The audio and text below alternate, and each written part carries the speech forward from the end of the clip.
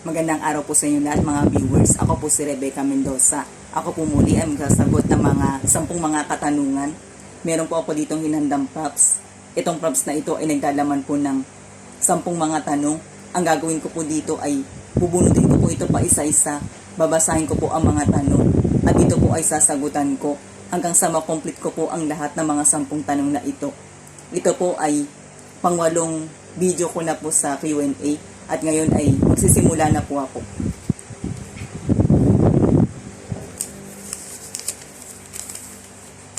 Sa iyong karanasan, pantay-pantay ba ang tao sa mundo? Sa mata ng Diyos, lahat ng tao ay pantay-pantay. Pero sa mata ng lipunan ay hindi umiiral ang ating pagkapantay-pantay. Dahil isa nga sa problema na kinakaharap ng mundo ay inequality. Umiiral ito dahil sa pagpapalaganap ng diskriminasyon, hindi patas ang hustisya, pag-uuri sa estado ng buhay. Dito sa mundo ay malaki ang gap ng mayaman at mahirap. At laging mas nakakalamang sa buhay ang mga mayayaman, kahit pa sila ay nagkakasala na sa batas. Gayunpaman kahit na hindi umiiral ang pagkapantay-pantay dito sa mundo, sa bandang huli ay mananaig pa rin ang pagkapantay-pantay. Dahil masigit ng pagpapalain ng Diyos ang mga tao na hindi nakalasap ng kaginawahan dito sa mundo. Kaya kung sino man ang di pa nakakalasap ng kaginawahan dito sa mundo, ay manatili silang magpakatatag, manatiling gumawa ng mabuti habang sila ay nabubuhay, at huwag silang maiinggit sa mga tao na gumagawa ng hindi tama at sila'y umuunlad. Dahil sa bandang huli ay tutuparin pa rin ng Diyos ang kanyang pangako na hindi niya pababayaan ang lahat ng mga tao na nakitaan niya ng pagtatapat kahit na sino pa tayo o anuman ang estado ng ating buhay.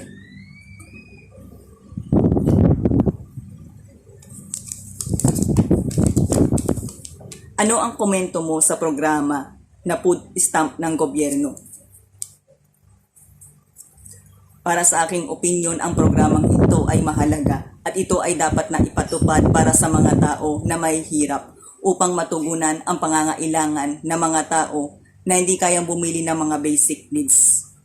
At kapag naipatupad ito, ay malaki ang maitutulong nito para maangat ang kalagayan ng buhay ng mga mamamayang Pilipino. Matugunan ang problema ng malnutrition sa ating bansa at para magkaroon sila ng lakas. At kapag sila ay mayroon ng lakas, makakayanan nilang makapaghanap buhay at makapagtrabaho. At matutulungan din nila ang kanilang anak na makapag-focus sa pag-aaral.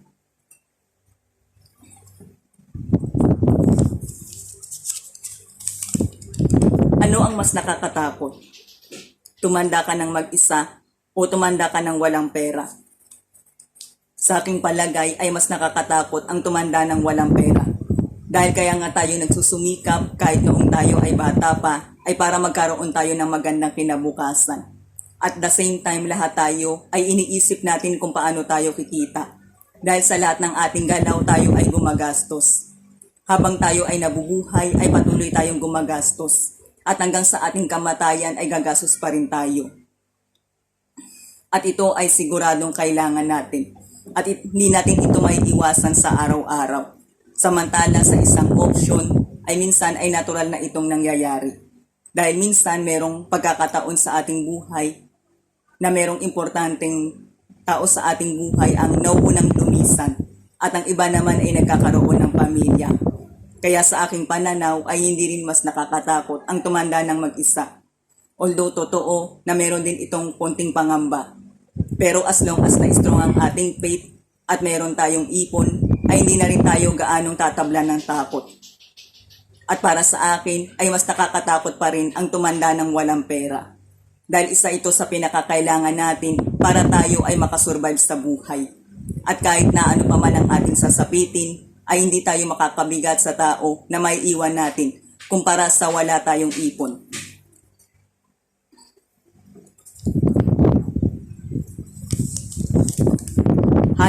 #corruption.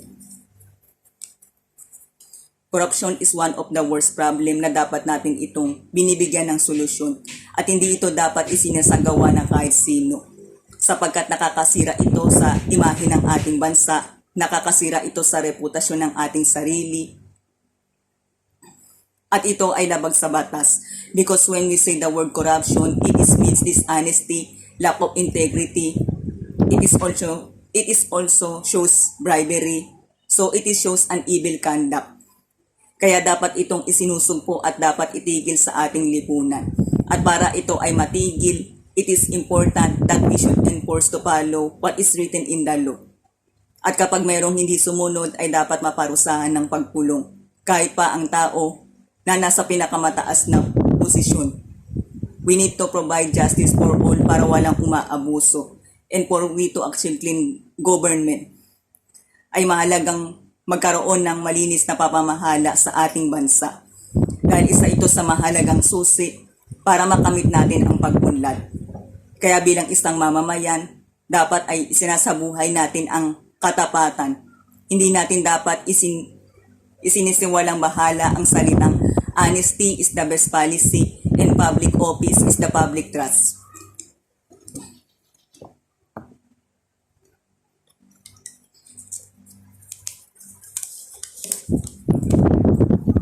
Kung makakaharap mo si Jose Rizal, paano mo mapapatunayan sa kanya na ang pag-asa ng bayan ay ang mga kabataan?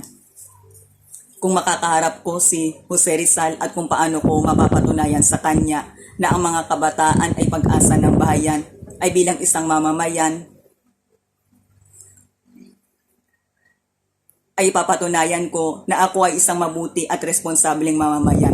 Susunod ako kahit sa pinakasimpleng tamang palatuntunan. Gagamitin ko ang aking pinag-aralan at iba pang talento na ibinigay sa akin ng Diyos. Nang sa gayon ay makakatulong ako sa lipunan. At kapag ito ay ganap ko nang na-accomplish, ibabahagi ko sa ibang mga kabataan ang lahat ng aking mga natutunan. I-encourage ko sila na patuloy silang mangarap at pahalaga nilang edukasyon. Lalo na ang mga kabataan na nabibigyan ng pagkakataon para sila ay makapag-aral. At para naman sa mga ibang kabataan na hindi nabibigyan ng oportunidad na makapag-aral, ang may papayo ko rin sa kanila ay huwag silang titigil na mangarap.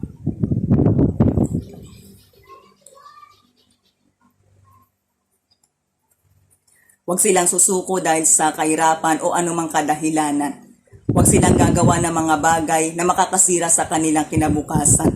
Bagkus sikapin nilang hanapin sa kanilang sarili kung ano ang kakayahan o talento na ibinigay sa kanila ng Diyos. At kapag ito ay nahanap nila, ay gamitin nila ito sa tama at patuloy pa silang magsanay.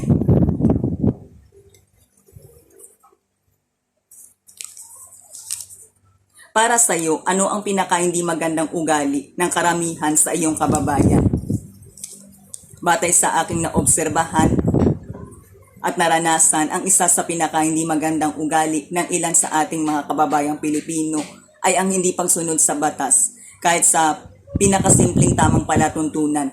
At ito ay makikita natin sa simpleng pagtatapon ng mga basura. Marami sa atin ang hindi sumusunod dito at tila hindi nababahala. Kaya ang ating kapaligiran ay marumi. At ito ay hindi lang din sa pagtatapon ng mga basura, maging sa iba pang bagay. Ang hindi natin pagsunod sa batas ay malaki ang naidudulot ng epekto nito sa hindi natin pag-unlad.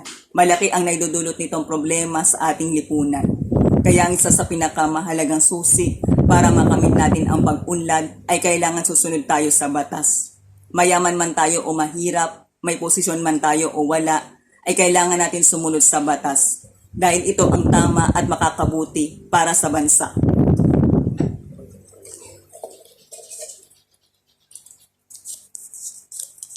Kung magkakaanak ka, ano ang gusto mong maipamana para sa kanya? Kung ako ay magkakaanak, ang gusto kong maipamana para sa kanya ay ang pagiging matyaga. Sapagkat ito ang katangian na naman ako sa aking ina. Batay sa aking napagdaanan, marami rin akong beses nakaranas ng kabiguan. Gayunpaman ay hindi ako sumuko para abutin ko ang aking pangarap. Kapag mayroon akong isang bagay na gusto kong mamiti sa buhay, ay pinipilit ko itong makuha sa pamamagitan ng pagtsatsaga at pagdarasal.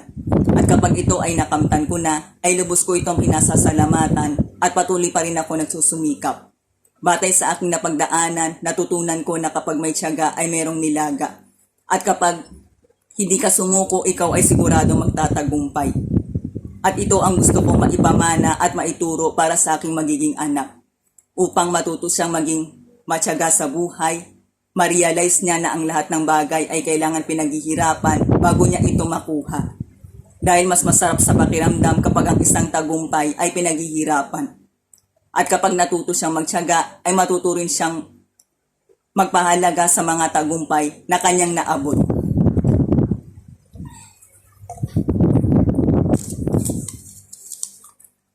Sa panahon ngayon, praktikal bang pera na lang ang iregalo sa mga bata?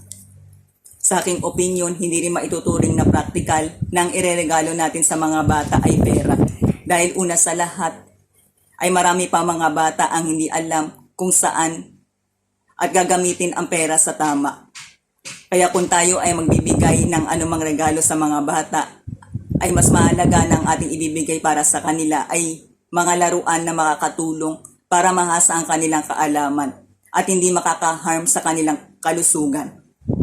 At bukod sa laruan ay pwede rin tayo magbigay ng mga damit, mga bagay na magagamit nila sa kanilang pag-aaral at iba pang bagay na kanilang kailangan. Nang sa gayon ay nakakatulong tayo ng tama.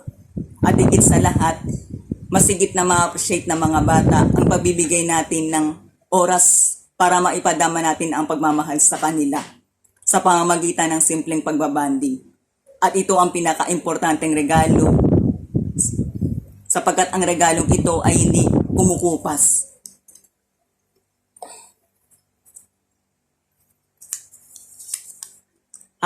#malnutrition. Ang malnutrition ay isa sa pinakamalaking problema na kailangan natin pagtuunan ng malaking pansin sapagkat nag-reflect ito ng kahirapan ng ating bansa. At kapag patuloy pa itong tumataas, ay tataas din ang bilang ng mga mamamayang Pilipino ang hindi magiging produktibo sa ating bansa.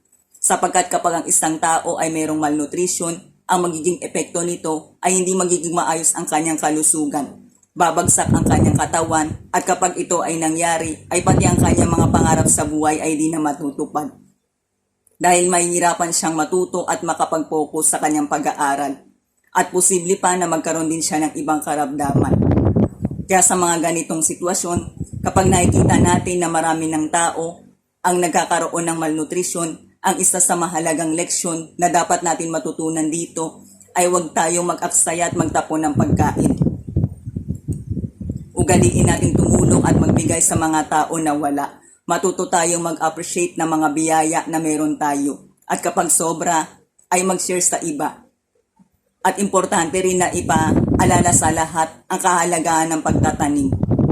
At huwag natin sirain at abusuhin ang ating kalikasan. Bagkus ingatan natin ito at pahalagahan. Dahil dito tayo lahat dumedepende para tayo ay mabuhay ng sapat.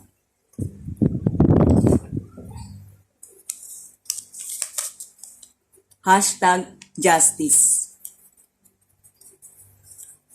Justice it is stand for what is truth.